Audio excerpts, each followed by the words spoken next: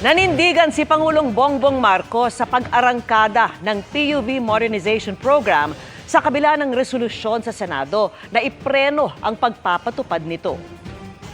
I disagree with them because sinasabi nila binadali.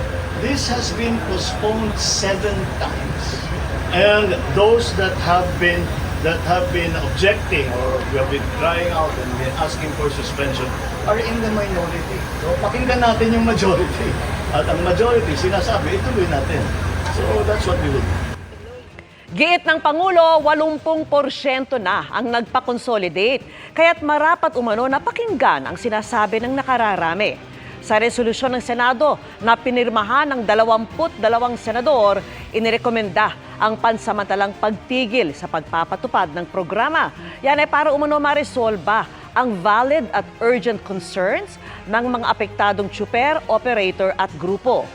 Ang di naman pagsang-ayon ng Pangulo sa resolusyon, tinawag ng transport group na Piston na sadyang pagtanggi na kilalanin ang paghihirap na dulot ng programa.